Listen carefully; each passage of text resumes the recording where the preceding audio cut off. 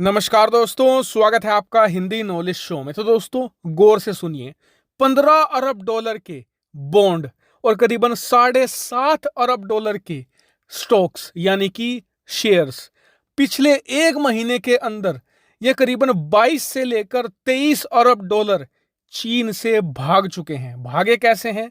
जो विदेशी निवेशक थे, जो सालों से चीन के अंदर भारी मात्रा में निवेश करके बैठे हुए थे, वो चीन छोड़ छोड़ कर भाग रहे हैं। और पिछले एक महीने में चीन को भीषण नुकसान हुआ है। और ये तो डायरेक्ट नुकसान है। जब आप इतना भारी मात्रा में शेयर मार्केट से पैसा निकालते हैं, इतनी भारी मात्रा में बिकवाली करते हैं, तो आपके शेयर मार्केट से लाखों करोड़ों रुपए चुटकियों में स्वाहा हो जाते हैं। क्यों? क्योंकि जब आप किसी कंपनी का शेयर भारी मात्रा में बेचते हैं तो उसकी कीमत बहुत ही कम हो जाती है। ऐसे में पिछले एक महीने के अंदर चीन को डायरेक्ट नुकसान तो मात्र $22 अरब का हुआ है, लेकिन जो इनडायरेक्ट नुकसान है वो बहुत ज्यादा बड़ा है, जिसने चीनी अर्थव्यवस्था को झकझोर कर रख दिया है। और आपको बता दूं कि इससे चीन का जो खजाना है, विदेशी मुद्रा भंडार है, उसे भी करारा झटका मिला है। क्यों? क्योंकि मान लीजिए आपने चीन के अंदर शेयर खरीदे हुए हैं, आप उन्हें बेचते हैं, तो उनके बदले आपको जो चीन की मुद्रा है युआन वो मिलेगी। अब आप उसका क्या करोगे? चीन की सरकार को दोगे, जिसके बदले वो अपने खजाने से निकालकर आपको डॉलर देंगे। ऐसा ही हुआ। चीन का खजाना सिर्फ मार्च के महीने में ही अरबों डॉलर गिर चुका है। और आपको बता दूं कि ये दोहरा झटका है चीन के लिए। क्यों? क्योंकि इससे पहले इनके खजाने को एक और करारा झटका मिल चुका है। वो इसलिए कि आप जानते हैं कि चीन इस समय दुनिया का सबसे बड़ा तेल इंपोर्टर देश है, यानी सबसे ज्यादा तेल खरीदता है। तो अब हुआ क्या कि तेल की कीमतें बढ़ चुकी हैं रूस यूक्रेन युद्ध की वजह से। ऐसे में तेल तो ये उतना ही खरीद रहे हैं, लेकिन कीमत ज्यादा देनी पड़ रही है। और कीमत किस में चुकाई जाती है? डॉलर में। ऐसे में इनका खजाना तेल की वजह से घटा, उसके बाद शेयर मार्केट में भारी बिकवाली हुई, उस वजह से घटा। वहीं ये भारत के लिए किसी बड़ी सौगात से कम नहीं है। वो कैसे?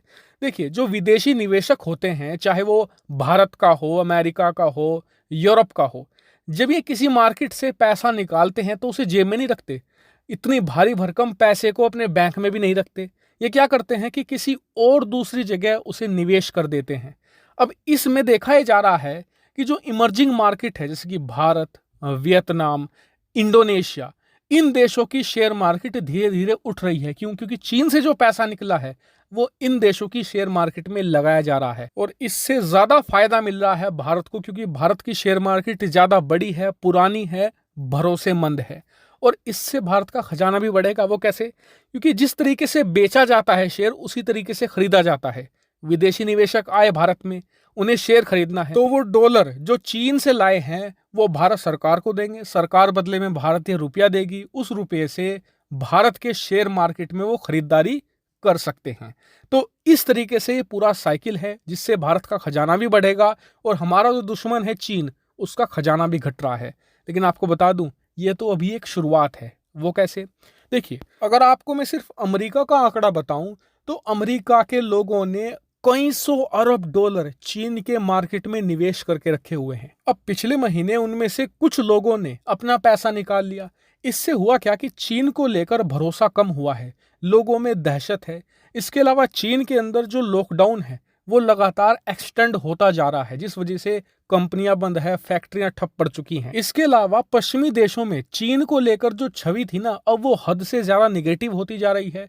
और निवेशकों को यह भी पता है कि आने वाले कुछ सालों के अंदर अमेरिका और चीन के बीच में टकराव भी होगा। ऐसे में चीन एक फेवरेबल डेस्टिनेशन नहीं रही निवेश करने की।